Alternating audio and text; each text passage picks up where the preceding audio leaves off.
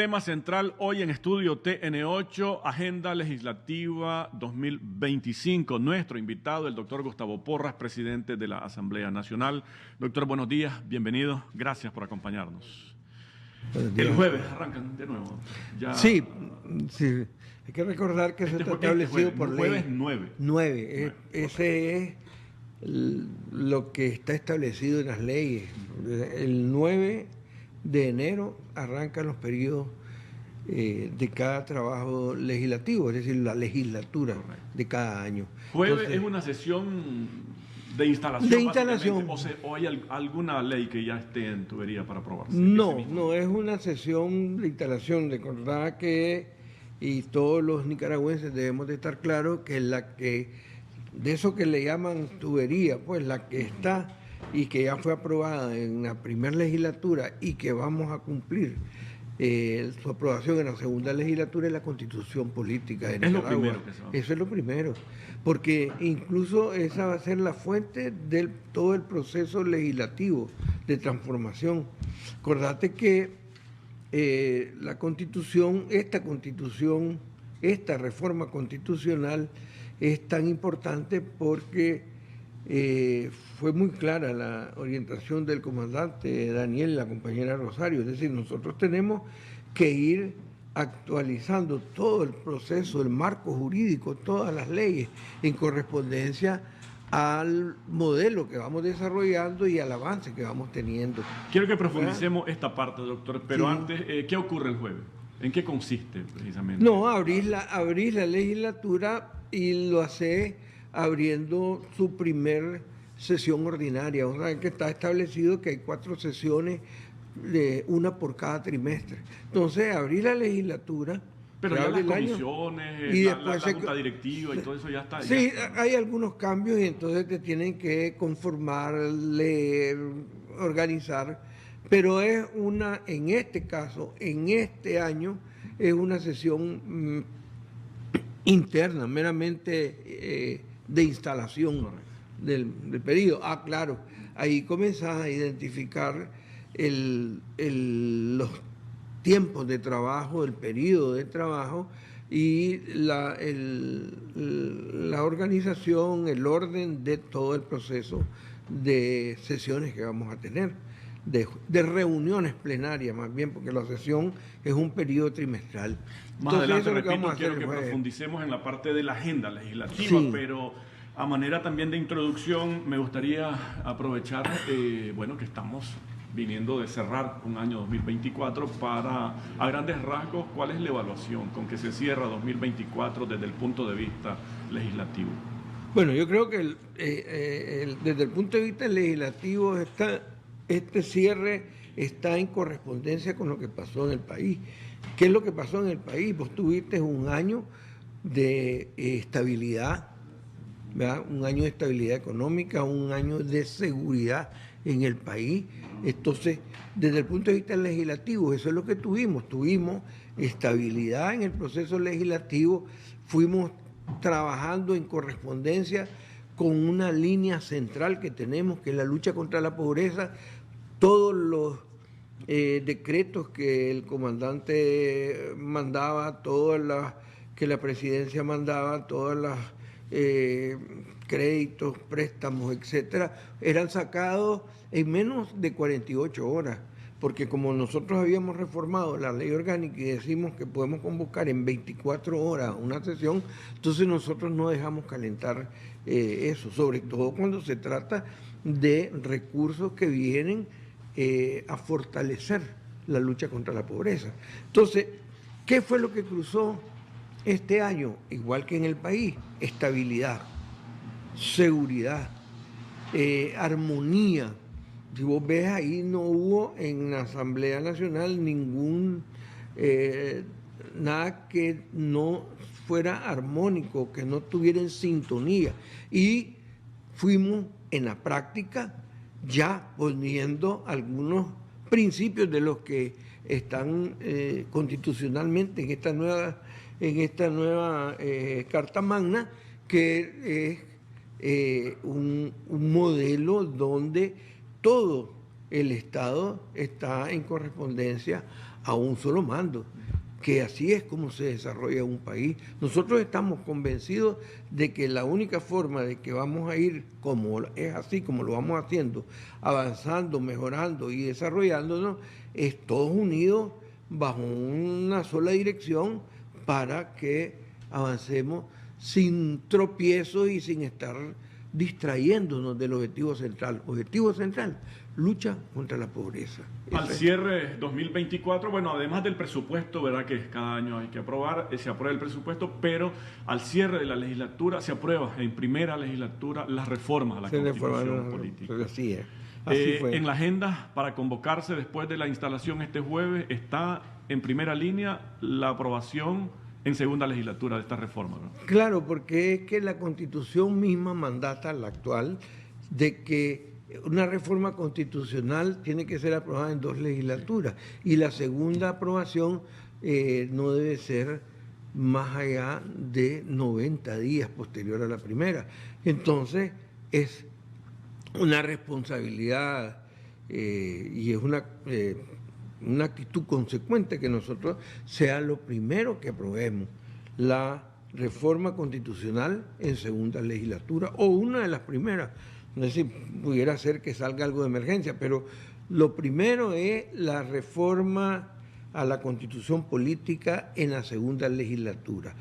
¿Qué nos indica eso? Que una vez aprobado, vos tenés que adaptar todas las demás leyes, porque esa es la ley rectora, esa es el punto, el ápex de todo el marco jurídico. Entonces vos tenés que adaptar todas las demás leyes, ¿verdad?, en correspondencia al nuevo mandato constitucional, ¿verdad? Y después de eso, una vez ya adaptado, tenés que comenzar a hacer los aspectos operativos, es decir, que la presidencia tendrá que debe mandar sus propuestas, igual como dice la Constitución, también pueden salir del seno de la Asamblea las propuestas para los miembros de los diferentes órganos colegiados o los diferentes cargos que están en la Constitución, que toca o ratificar o elegir en la Asamblea Nacional. Entonces, realmente la aprobación de la Constitución y todo lo que se deriva de ella para adecuar todo el marco jurídico es lo que va a cruzar la agenda legislativa del 2025. Eso lo tenemos que Después tener de aprobada claro. la reforma, todas aquellas leyes que no encajen tienen que actualizarse. Tienen que ir actualizándose, esto siempre... Incluyendo la ley orgánica de cada una. La ley orgánica de la Asamblea Nacional tiene que ser actualizada. ¿Por qué? Porque existen algunas funciones que variaron en la Constitución y por lo tanto tienen que tener los cambios necesarios en la ley orgánica. Todas. Ahora, esto está en un trabajo absolutamente integrado, porque todos nosotros lo vamos a ir haciendo bajo la dirección y el mandato de la Presidencia de la República. Acordate que en esta nueva Constitución, una vez aprobada, nosotros tenemos un concepto de la Presidencia de la República, o de un copresidente y una copresidenta. Pero ese concepto va más allá. Es la Presidencia de la República, dirige el Ejecutivo, pero además coordina a todos los poderes, lo que se llamaban poderes del Estado, ¿verdad? Lo que actualmente se llama poderes del Estado, pero que en la nueva Constitución ya son órganos, el órgano legislativo, el órgano judicial, lo coordina. Entonces, todo lo tenemos que ir haciendo en forma armónica y bajo la aprobación y la dirección de la Presidencia de la República. Eso es lo que nos va a dar la fuerza y la seguridad de cumplir toda esta agenda legislativa. Una vez que se cambie, digamos, la ley orgánica de cada uno de estos órganos, se parte de cero para el nombramiento de sus miembros. Claro, tendría que ser así. Te puedo poner un ejemplo muy simple. Vos sabés que en esta nueva Constitución o en esta reforma constitucional, el periodo es de 6 años. Eso va a implicar, y además vas a elegir la presidencia de la República con un copresidente y una copresidenta, de tal forma que eso va a implicar una reforma y una adecuación a la ley electoral. Y entonces, una vez que se adecue la ley electoral y que tal y como quede la Constitución, si hay variación de los magistrados, entonces vos tenés que pasar, una vez que está todo eso, tenés que pasar al proceso ya último, que ya es el nombramiento, elección y según sea de cada caso, de las personas que van a integrar el Consejo Supremo Electoral o la Corte Suprema o los organismos de control, etcétera. Pero lo que, insisto, punto de arranque es la aprobación en segunda legislatura de la Constitución Política de Nicaragua. Se instala el jueves la Asamblea Nacional. ¿Para cuándo quedarían convocados para ya legislar con la aprobación en segunda legislatura de las reformas constitucionales? Nosotros ya, una vez que se instala y que pasa todo el proceso interno, administrativo, etcétera, nosotros quedaríamos convocados la semana siguiente. Nosotros debiéramos de tener, estar listos desde el lunes siguiente, que es 12, el 6 y 7, 13, del lunes 13 en adelante. Ahora, todo esto, como lo insisto y te digo, nosotros no podemos, todo esto lo tenemos, no podemos hacerlo en forma desordenada y menos en forma desarticulada. Entonces tenemos que irlo haciendo en correspondencia y bajo el mandato de la Presidencia de la República y con la articulación con todos los diferentes partidos políticos y representaciones que existen en la Asamblea Nacional. ¿De qué dimensión es el cambio que estamos procurando con las reformas constitucionales y hacia dónde nos encamina en este proceso, doctor? Lo primero que nosotros estamos procurando un cambio que va en la misma dirección original de la Constitución de la Revolución, de la Constitución del 86. ¿verdad? Entonces va en esa dirección. Acordate que esa Constitución sufrió cambios que trataron de desmontarla por su origen revolucionario, y en el neoliberalismo trataron de desmontarla, trataron de desmontar la educación gratuita, trataron de desmontar la salud gratuita, trataron de desmontarla. Entonces, pero va en esa dirección. Sobre la base de esa estructura viene una reforma que actualiza, que pone al día, que moderniza, diría yo, a todo el proceso jurídico en este momento. Claro, eso significa, mira cómo es el cambio. Uno, deja claro desde el preámbulo la historia, de dónde venimos nosotros.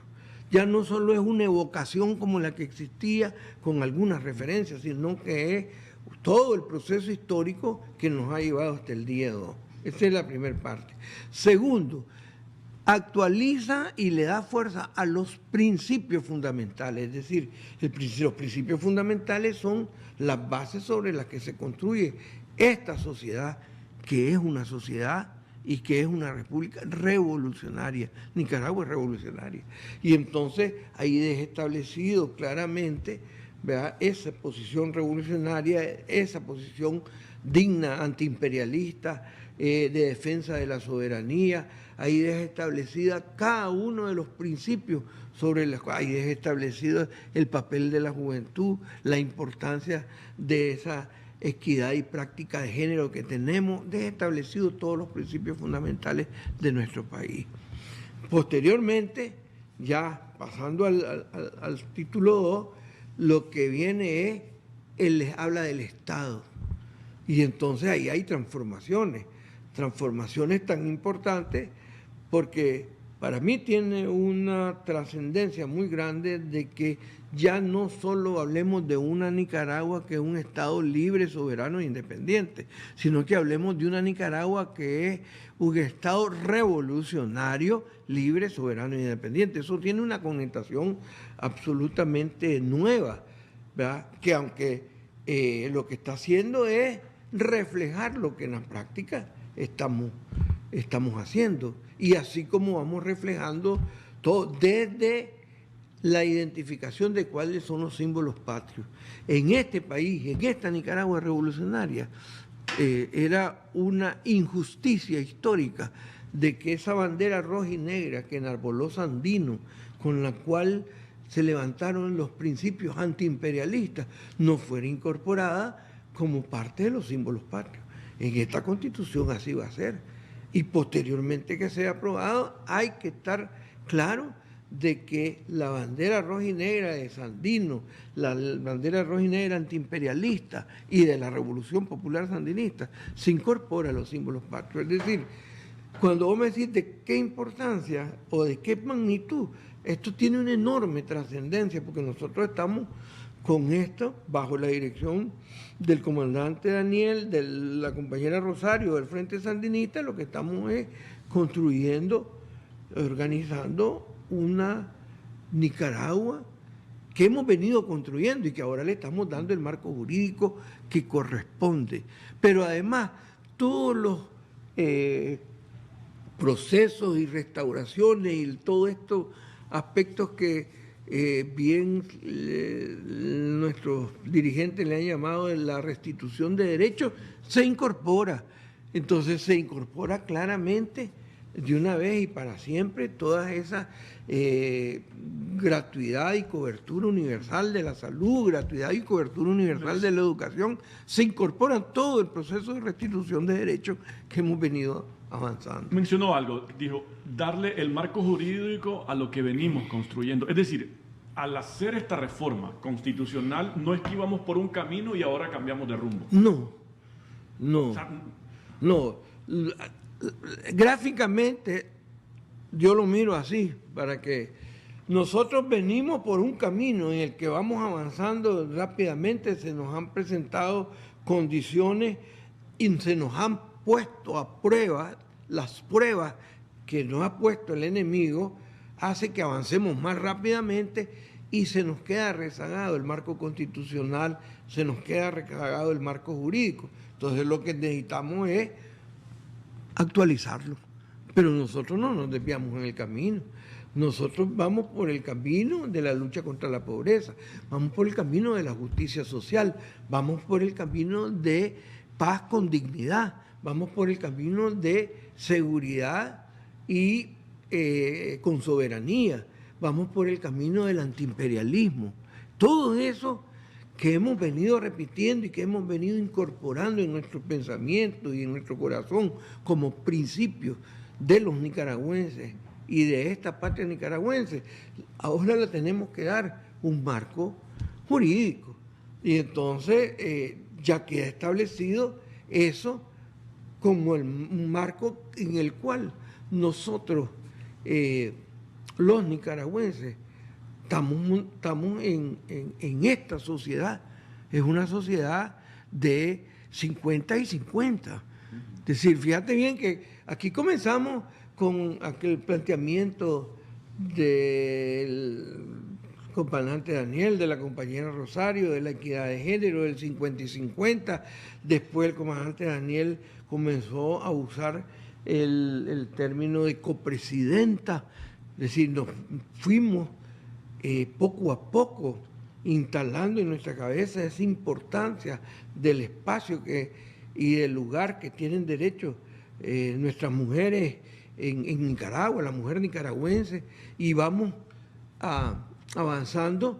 Ahora queda constitucionalmente establecido ese principio y asimismo quedará establecido en todas las leyes como ya habríamos venido haciendo, pero ahora queda a una máxima expresión con un planteamiento innovador en este mundo de hoy, como es que hay una presidencia de la República, pero que está compuesta por un copresidente varón y una copresidente mujer. Y el 50-50 está expresado desde la máxima instancia en nuestro país.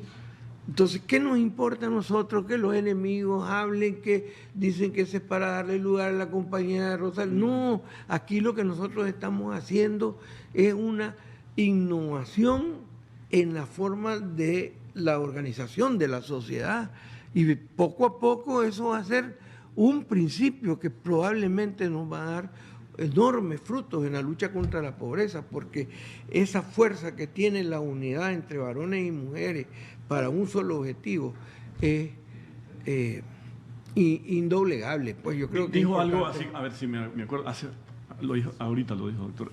Las pruebas que nos ha puesto el enemigo nos ha ido haciendo avanzar más rápido. Claro. ¿De qué manera, digamos, las reformas constitucionales y algunas leyes que se han venido aprobando nos han permitido precisamente blindar, digamos, a ver si esto fuera como un vehículo, ¿no? A lo mejor vamos bien y perdemos de vista de que a lo mejor hay que poner algunos blindajes, ¿no? Y con el disparo nos descubrimos que ahí había que ir blindando. Estábamos acomodados. ¿Cuáles son los blindajes, digamos, que...? Fíjate bien, nosotros estábamos acomodados y tranquilos porque veníamos por un camino, una senda de crecimiento. Si nosotros teníamos 10 años de estar creciendo un promedio de 5.1% anual, eso no es cualquier país, y eso entonces te da un acomodamiento. Además, un modelo que permitía que no hubiera conflicto, es el modelo aquel que de diálogo, alianza y consenso, y entonces estás hablando con tus futuros actuales enemigos, ¿verdad? Que te odiaban, pero que estaban sacando provecho de un modelo de plática, que es la revolución, ¿verdad? Que es lo primero que hay que hacer conciencia. Estamos en un país en revolución y en evolución, entonces que la revolución permitía. Entonces, ¿qué pasó? Es decir, ese modelo se agotó. Se levantaron las envidias, las miserias humanas, pero sobre todo la contradicción con el imperio, ¿verdad? Y activó a todos sus muñecos, a todos sus títeres, y comenzaron a destruir. Por una sencilla razón: cuando una revolución comienza a crecer 5.1%, ya en sí mismo, 10 años, ya en sí mismo lo consideran un peligro, porque va a entrar en una etapa de irreversibilidad, y entonces tenían que hacer algo. Y jugaron sus cartas. Pero aquí, gracias a Dios y a la revolución, tenemos un liderazgo hábil, sensato, inteligente, con experiencia política, y un frente sandinista, ¿verdad? Que ahí está en todo el país. Y entonces nos guiaron nuestros líderes a enfrentar esto. Pero claro, no podemos volver a caer en lo mismo. Eso significó que necesitábamos multiplicar nuestros esfuerzos para volver a alcanzar la ruta que teníamos. Ya estamos en ella. Pero además, para que no nos vuelva a pasar lo que nos pasó. Entonces, si vos te fijas, desde el primer principio fundamental, ¿verdad? En el título 1 de los principios fundamentales, en el artículo 1, desde el principio, dice que nuestro país, Nicaragua, es un país, ¿verdad?, que respeta la soberanía, que es antiimperialista, y habla de todo eso, pero te dice, ¿verdad?, y todo aquel que vaya en contra de los principios establecidos en esta Constitución será considerado traidor a la patria. Es decir, nosotros no podemos volver a estar simplemente caminando y como que no tuviéramos enemigos, como que el pueblo de Nicaragua no tuviera enemigos. Entonces, ahí quedó establecido. Ese es un blindaje, claro, que hace correspondencia con la ley 1055 de la traición a la patria, ¿verdad? Entonces, vos vas armando todo el andamiaje de blindaje para defender la revolución. Conversando con el doctor Gustavo Porras, presidente de la Asamblea Nacional, sobre la Agenda Legislativa 2025. Hablamos de la reinstalación de la Asamblea Nacional con una sesión este jueves y posterior ya quedan convocadas para la próxima semana para abordar en segunda legislatura la reforma de la Constitución política, y de ahí se derivará una agenda intensa, ¿verdad?, de adecuación, adaptación de todas las leyes. Claro, así es. Es decir, y van a ir saliendo, porque claro, la Constitución tiene supremacía sobre todas, pero tiene que ir cambiando y adecuando para el correspondiente. Le pedía para esta parte, doctor, sus conclusiones, pero antes de sus conclusiones, una reflexión en torno a cómo fortalece estos cambios a la Constitución, estas reformas constitucionales, estas leyes, este modelo de participación de la gente a través de eso que se ha llamado como el pueblo presidente. El pueblo presidente, así es. Y vos lo ves en cada ámbito, en cada espacio. Si vos vas y observas los aspectos sociales, salud, el pueblo presidente. Aquí la insistencia es que se va mejorando la atención y se va inculcando en los trabajadores de que ese que está ahí es el presidente, el pueblo presidente, es decir, como para expresar la importancia que tiene esa persona humilde que llega, ¿verdad?, con un padecimiento a demandar una atención. Y entonces no es a cualquiera, es como que si fuera o es el presidente de este país. Entonces, en esta Constitución vos lo que vas es incorporando todos estos principios. Es decir, lo que es la educación gratuita y de calidad, la incorporación de todas las modalidades de educación. Es decir, nosotros no teníamos todo ese concepto y esa fuerza que tiene la educación técnica ahora, el desarrollo que tiene INATEC, por ejemplo, toda esa gama de profesiones, pues, o de estudios técnicos, eso no existía y son gratuitos. Y eso es parte de la lucha contra la pobreza y del desarrollo de nuestro país. No existía universidad en el campo, ¿verdad? No existían toda esa cantidad.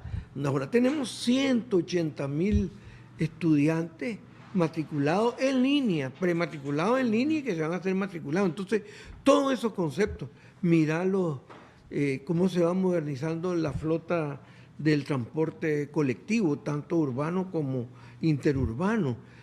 Todo eso es el pueblo presidente y todo eso queda incorporado en la Constitución como los derechos del pueblo. Y eso uno puede decir, pero ¿qué importancia tiene? Yo te lo puedo demostrar con un hecho. La lucha del 6%, que es la base para ese desarrollo de la educación superior en nuestro país, ¿verdad?, fue una lucha por un precepto constitucional. Acordaste que se lo querían volar y entonces la lucha por el 6% para que quedara incluido el 6% de las universidades en la Constitución, como está incluido y como quedó incluido en la nueva. ¿Por qué? Porque todas estas leyes y todos estos preceptos jurídicos lo que sirven es para desatar la fuerza del pueblo en defender sus conquistas y en avanzar en su conquista. Ese es el elemento central de todo esto. Mensaje de cierre, conclusiones, doctor. Yo creo que estamos en una Nicaragua con un camino que no tiene retroceso, un camino de paz, de seguridad, un camino de desarrollo, de progreso, y es una Nicaragua revolucionaria que la estamos, digamos, perfeccionando, y que todo el pueblo nicaragüense tenemos que estar conscientes de la enorme oportunidad que como pueblo tenemos para de una sola vez salir de esa pobreza en la que nos han sumido los modelos anteriores, y con el modelo revolucionario, el modelo del Frente Sandinista, el modelo donde nos está llegando el comandante Daniel y la compañera Rosario, derrotar de una sola vez la pobreza. Con optimismo y con fuerza vamos a ir adelante. Muchísimas gracias por habernos acompañado.